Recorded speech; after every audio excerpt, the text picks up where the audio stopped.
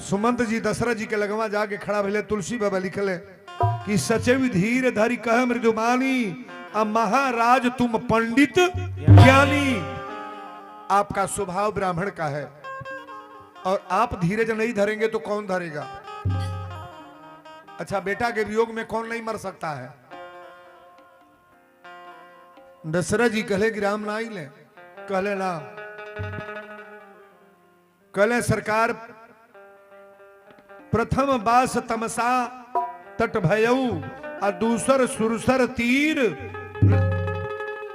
दोनों जगह के उपमा दिहले कि महाराज हेतर हमनी के रहल गई।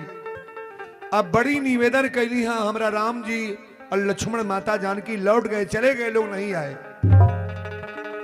दशरथ जी तुरंत कहले, जब ये बतिया कहले कि ना आइले, तो दशरथ जी एक बार चिहुकले, कहले कि कौशल्य। कौशल्या कली महाराज क्या हो गया। दशरथ जी कहले कौशल्या हमारी आंख पर पर्दा पड़ा था, कमरा में कुछ दिखाई नहीं दे रहा है। कौशल्या कली स्वामी कुछ नहीं होगा, आप चिंता मत करें। दशरथ जी कहले कौशल्या हमारा सामने दो गो आदमी खड़ा बड़े, दो लोग मेरे सामने खड़े हैं। कौशल्या कली महाराज कमरा में कोई नहीं है, आप जितने पढ़े लिखे लोग हैं बताना। मरे के बेर हमनी के निमन का लौकेला की बहुरू का हो। जौन बुरा काम किए वो दिखाई देता कि अच्छा, जौन बुरा किए हो। दशरथ जी बाउर का कैले रहले, सरवन के अपनी बाण से दशरथ जी मरले रहले। वही घाट है, कथा को रामचरितमानस से मैं बोल रहा हूं। बाण से मरले रहले, सरवण जमीन पर गिरले तो कहले कि हमारी माई बाप के पानी ले आके दशरथ पिया दे। कमंडल में पानी लेके जब दशरथ गईले तो सरवण के माई बाप पूछले कि रउरा के हई। दशरथ जी कहले कि हमारा नाम चक्रवर्ती नरेश दशरथ है। सरवण के माई कहली कि हमारे बेटा सरवण कहा बड़े। दशरथ कहले तोहरी बेटा के अपनी बाण से मार देले बनी। सरजू के किनारे तुम्हारा पुत्र मर गया। सरवन के माई बाप कहले कि बेटा के मुआ के तू पानी पियावे आयल बड़ा। पानी जौन पानी ले आयल बड़ा, जल्द हमरा हाथ पर दो। दियले हाथ पर। सरवन के माई बाप उहे पानी लेके, उहे जल लेके श्राप देले कि दशरथ जौना तर से पुत्र के वियोग में तड़प तड़प के मरतनी, ताकि श्राप देतनी कि पुत्र के वियोग में तड़प तड़प के मर जाइबा। दशरथ जी के मुंह अवले रहले नहीं बुझाइल। सरवन के मुंह अवले रहले, अकेले रहले माई बाप के। आज दशरथ के मरे के बेर के सामने खड़ा बा सरवन के माता पिता। ये मानस का प्रमाण मैं दे रहा हूं। यहां मरना सबको है भैया, लोग थोड़ा गौर से कथा को सुनेंगे। दशरथ जी कले रानी हमारा सामने दो गो व्यक्ति लौकत तड़े। सरवन के माई बाप हमारी सामने सीधे खड़ा बड़े। कौशल्या कली स्वामी कमरा में कोई नहीं है। दशरथ जी कहे कि श्राप देता है सो हमारे सामने खड़ा बड़े। कौशल्या ने कहा स्वामी यहां कमरे में कोई नहीं है। अब आखिरी जब प्राण है पर आ गई, माई बाप के आदर जम के करो। आप मरे के बेर माई बाप के सेवा का हुई। मर गईला के बाद है अपना माई के जियते सज्जा सजी देता ना तो मिली कि ना मिली, ना मिली। और जियते माई प्रयाग में नहा ले हलस। ये कहो गो माई बाड़ी मर गई लेकिन कुछ दिया लिया। अब तनी गौर से सुनिएगा। दशरथ जी कहे रानी हमारे प्राण घटे पर आ गया मेरे गले पर। कौशल्या ने कहा स्वामी आपको कुछ नहीं होगा। आप इतने बड़े ज्ञानी होकर के इतनी जल्दी अपने आत्मा को ऐसे कर ले रहे, कैसे काम होगा। ये अयोध्या का बागाडोर आपके हाथ में है स्वामी। अरे दो पुत्र आपके नैहर में, केकई के नैहर में है, और दो पुत्र जंगल में चले गए। आपके न रहने के बाद ये अयोध्या की क्या दशा होगी। दशरथ जी ने कहा केकई मेरे सामने मरे के बेर कैसनो माई होके के बुलावे ले। अपने बेटा के बुलाई कि तेरे बाबू को बुला दे। देखो भले औलाद 5 वर्ष न बोलल होके, 10 वर्ष माई से न बोलल होके, लेकिन मरे के बेर माई जरूर अपने बाबू की याद करी, जेके छाती के दूध पियो लेबा, जेके 9 महीना पेट में ले लेबा, जेके कोरा में खेलो लेबा, वो बाबू की याद करी कि ना करी। दशरथ जी कहले कौशल्या मेरे घट में प्राण आ गया है, अब ये दम निकलने जा रहा है। ये मानस की चौपाई आप पढ़िएगा कि हार घुनंदन प्राण पीरीते, हार घुनंदन प्राण पीरीते, हार घुनंदन प्राण पीरीते, हार घुनंदन प्राण पीरीते, हार घुनंदन प्राण पीरीते, तुम बिन जियत बहुत दिन बीते, तुम बिन जियत बहुत दिन बीते, तुम बिन जियत बहुत दिन बीते, तुम बिन जियत। दशरथ जी कहले राम तोहरा के देखले बहुत दिन हो गए,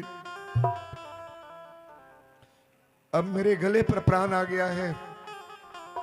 हाँ रघुनंदन प्राण पीरीते, तुम बिना जियत बहुत दिल बीते, अब मेरा प्राण निकलने जा रहा है। राम आ जाओ राम, राम। कौशल्या ने कहा स्वामी आप झूठे काहे रो रहे हैं, लेकिन समय आ गए बाबू। राम राम कही राम कही, राम राम कही राम, तन पर हरि रघुबीर बिरह राव गए सुर धाम। मर गई ले, हमनी कही है कुल करत मरे के बा, चाहे जितना माया बिटोर ल, मरे के बेर बेटा जरूर याद आई, भले दुश्मन हो जा। दशरथ जी मर गई ले, आज जब दशरथ जी मर गए तब तीन दशरथ जी मर के बेर कहले कौशल्या एक बात तो से कह, हम मर जाए लेकिन केकई से कह दी हमरा देह न छुई है, शरीर मत छूना, मेरे शरीर को केकई हाथ मत लगाना। वरदान जब गली तो दशरथ जी गोड़ो पकड़ ले रहे। हमारे जीवन का सुपर स्टार कथा है। आज कथा को थोड़ा बड़ा बारीकी से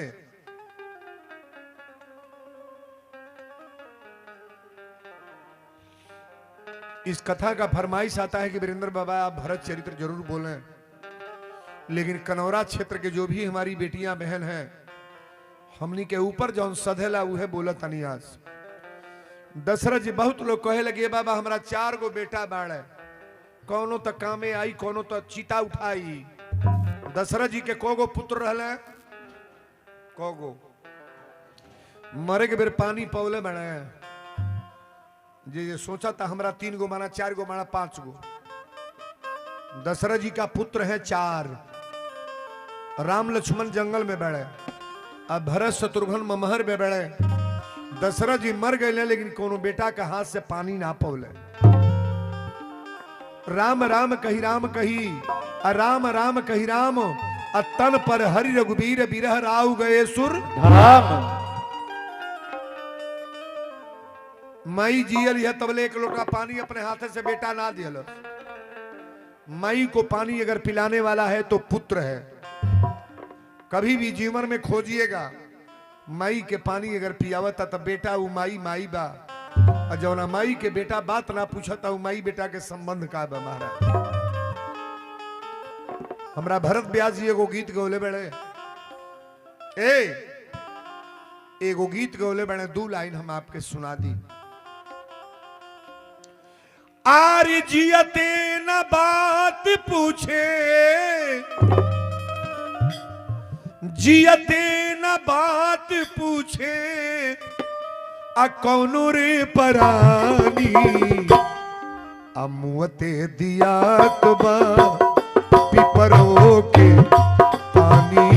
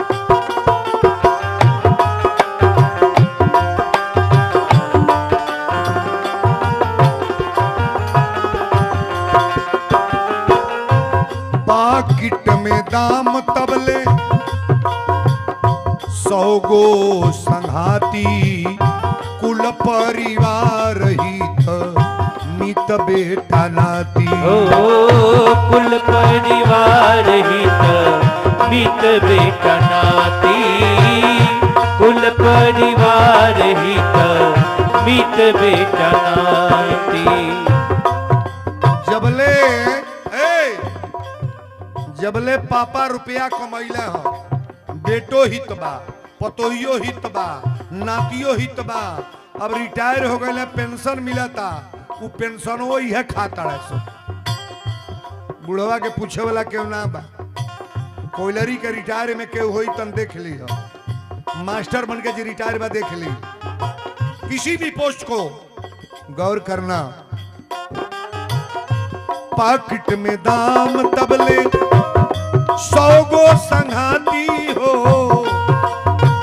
100 गो संघाती कुल परिवार हित मित बेटा नाती। कुल परिवार हित मित बेटा नाती, कुल परिवार हित मित बेटा नाती। मेहरी मर्द के जान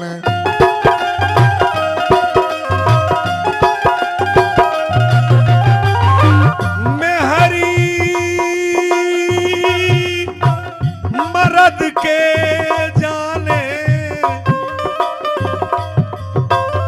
मेहरी मर्द के जाने जबले बा जवानी मुँहते दियात बा पिपरो पे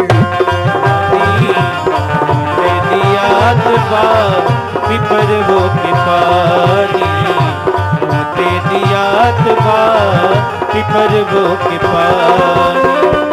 जियते न बात पूछे,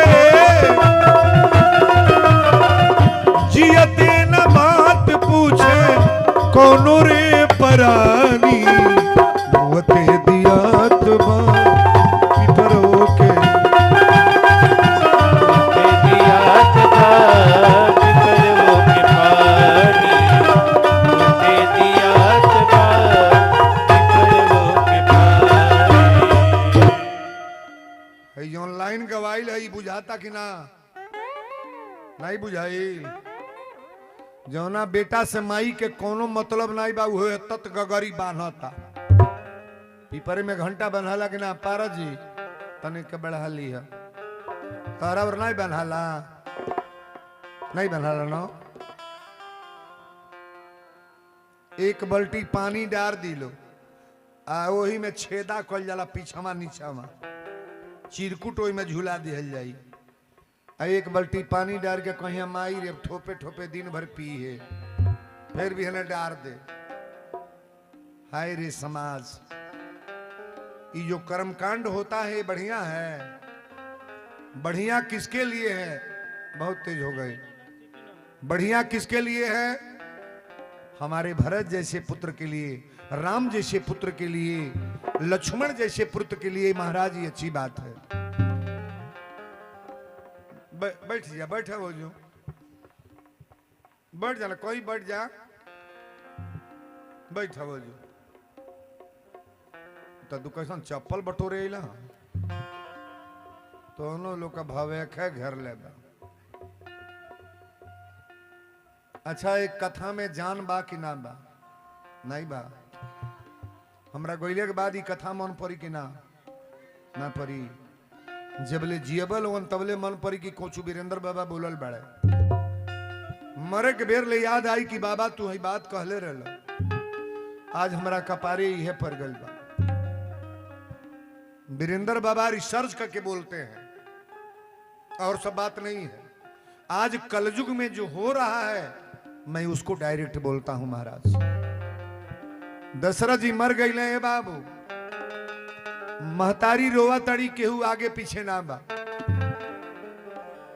दशरथ जी मर गए, राम राम कही आ राम राम कही राम आ तन पर हरि रघुवीर बिरह राव गए सुर धाम। वशिष्ठ जी दूगो दूत बेल बोले आ कहले पहले जाके भरत के बुला लो के इनके जराई। माई बाप के आगे के देला बेटे नजर आई। दू पुत्र बाड़ा जंगल में, दूगो ससुरारी, तो दूगो दूत गई ना ताकब हमरा और। बड़ी सुंदर भाव बा। दूगो दूत गईले तो भरत जी बड़ा बाउर बाउर सपना देखत रहले। यह सपनवा बा जौन दशरथ जी मरल बड़े, आराम के जंगल भइल बा। भरत जी कहले कहाँ आयल बड़े लोगे? वशिष्ठ जी कहले रही मत बताइए कि तुम्हारे पिताजी मरल बड़े। कहले कि गुरु जी बोलो नहीं आप लोग अयोध्या चलिए। तब भरत और शत्रुघ्न दोनों जनी चलल लो। के कई आरती लेके खड़ा बाड़ी की बेटा के आरती उतारब। हमारी माताएं बहनें जहां से आई हो, एक प्रश्न का उत्तर देना। अपने लिए मर्द प्यारा है कि बेटा? नहीं बोलोगे? बेटा अपन प्यारा बागी मर्द? बेटा पर कबो धधैया मत। हम व्यासगति से बोल रहे हैं। जेकरा जेकरा उत्पात बा ध्यान से सुनिए। बहुत महिला कहलिए बाबा हमार तो बेटा हुआ, हमार तो बेटा हुआ। अरे बेटा हुआ तो जौन करता कछले आड़ नाई बा। मर्द 4 गो गाड़ियों दे दी तो बर्दाश्त हो जाएगी ना? नहीं हुई, हो जाई। मर्द दूतों में चमारियो दी तो वो बर्दाश्त होगी ना? फिर बोलल जाई। लेकिन वही मुंह से बेटा माई के गाड़ी दे दे तो फिर बोले मन करी। अपनी तन से पैदा कैले बड़ू और वही तन के बेटा गाड़ी देता तो रहे मन करी। मर्दे के चलते जौन मन करे कपड़ा पहिर लो, मर्दे के चलते जौन मन करे गहना पहिर लो, मर्दे के चलते जहां मन करे घूम लो, मर्दे के चलते जितना मन करे मलिकई चला लो, मर्दे के चलते जहां मन करे बाजार में जाके चाउमीन बर्गर आइसक्रीम काटो ना खूब है। क्या कुछ बोल दी? जौन मर्द करेला तो बेटा करी कबो करी? आप बताओ, पति के सामने कोई औरत का पर्दा होता है? कोई नहीं। अब बेटा के सामने तुरंत पर्दा होगा ना। हम बहनों से निवेदन करेंगे, अगर सम्मान की बात सुननी है तो सबसे पहले अपना पति है। आज इतनी पर मेहरारू खेते में गइल बा, कोनो कार करतिया। अब बुढ़वा जान जा कि बिहान से गइल बा तो बुढ़वा खेते में जाई कि ना? बड़े लाठी ले लेबा ठेकता चल जाई। करे दिन भर घमो में रहबे, चल खाइबे पिएबे ना। बेटुओ चल जाई हो, पतोहिया जाई। कोई खेते में बूढ़ा मर जा, पतोही बेटा ना जाई। ई कलजुग के कथा हो बा। कहीं माई के सहारा बेटा पतोही देता है। मर्द देई हमें जेकर जेकर पति नाई बना, जेकरी मांग में सिंदूर नाई बा, ईमानदारी से बोलब।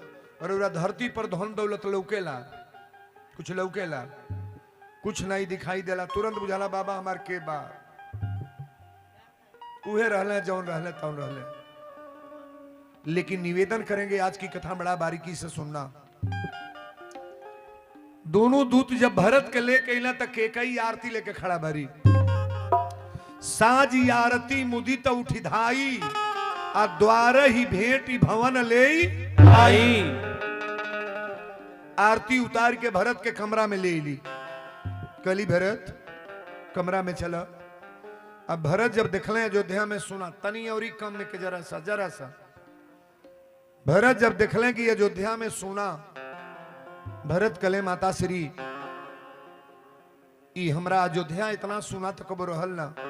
अच्छा बतावा, जौने घर में पिता मरल बने आ भाई जंगल में चल गल, घर अजोर लगी। वीरेंद्र बाबा के आज कहले के मतलब ही टाइम पर मृत्यु होला ना तो आदमी के समझ में आवेला। अच्छा बताई, कोनो पुरनिया बापे के कान्हे पर जवान बेटा के लाश ये पड़े जा तो देखे वाला के करेजा फट जाए कि ना? नहीं फट जाई। अम्माई के बापे के लाश लेके जाता बेटा तो कोनो उम्र थी बा? बा तो हम लोग जितना जने के बियाह भइल बा ई मनावे के चाही कि हे दुर्गा माई हमार लाश उठे तो हमरा ससुरा से, हमार लाश हमरा दुआरे पर से जा, नैहर से ना। हमार लाश अगर के उठावे तब पहले हमार पति हमरा कान्हे पर लाश धरे। ताली बजा बर यार। तारे एहू जू बन गए वहू जू बन गए। आपन लाश पति के कान्हे पर जाता तो तोहर दोनों बन गए। और तोहरा सामने अगर पति के लाश जाता तोहर यहां भी बिगड़ गया वहां भी बिगड़ गया महाराज। एगो कौन कलाकार एक लाइन गीत गौले बा।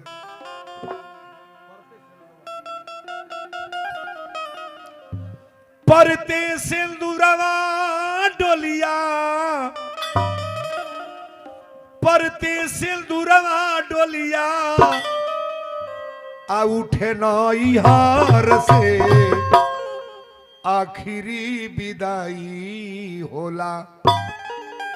बाबू हो अरे आखिरी विदाई होला बलमुआ के घर से।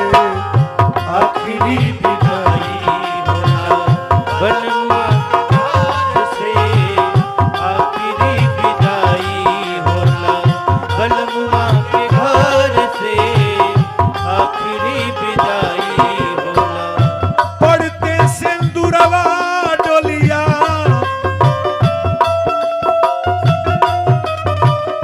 पढ़ते सिंदूरवा डोलिया, उठे नैहर से आखिरी विदाई होला बलमुआ के घर से। आखिरी विदाई होला बलमुआ के घर से, आखिरी विदाई होला बलमुआ के घर से, आखिरी विदाई होला। शुरू होला नया कथा, शुरू होला नया जीवन भल कोहबर से। आखिरी विदाई होला सजनवा के घर से। आखिरी विदाई होला बलमुआ के घर से, आखिरी विदाई होला बलमुआ के घर से, आखिरी विदाई होला। जितनी हमारी बहनें बैठी हैं विदाई कहां से होना चाहिए? नैहर से कि ससुरा से? ई कबो मनैया हे दुर्गा माई, हमार विदाई कबो होखे तो हमार ससुरा से। आ हमार डोली हमार टिकठी उठे हमरा मर्दे के कान्हे पर, हमार लाश घाटे पर जाए। आग में चाहे चिता में आग लगावे तो अपन पति लगावे जौन मांग में सिंदूर लगोले। बताली जाबर यारे।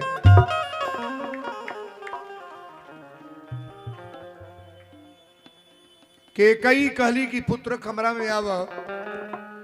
भरत जी कमरा में अले। भरत जी कमरा में अले ताक। भरत जी कहले माता श्री ये अयोध्या बड़ा सुना सुना लगा था, कारण का? के कई कहली भरत तात बात में सकल संवारी, अभय मंथरा सहाय हमारी। मंथरा हमार सहायता कोले सना तो बात बिगड़त रहल। भरत जी कहले कौन कार बिगड़त रहल? के कई कहली भरत है के गो काम बिगड़ल बा। दूगो वरदान तोहरी पिता के लग रहल आ दोनों वरदान मांग लेल बानी। तू अयोध्या के राजा बन गईल आ राम के 14 वर्ष के लिए जंगल में भेज देली। भरत जी कहले बहुत अच्छा बात, पेड़े के जड़ी से काट दो या पतई पर पानी दो। वो पेड़ रही कि सूखी रही? हरा भरा रहेगा। भरत जी कहले बहुत नमूना बात कैलू। आगे बोलो।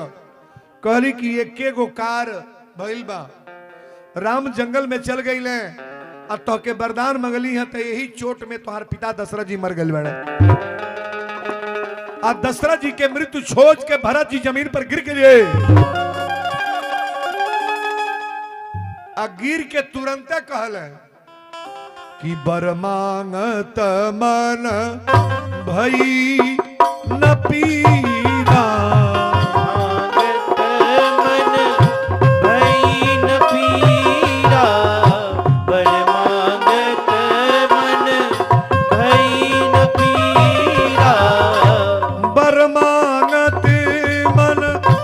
भई न पीरा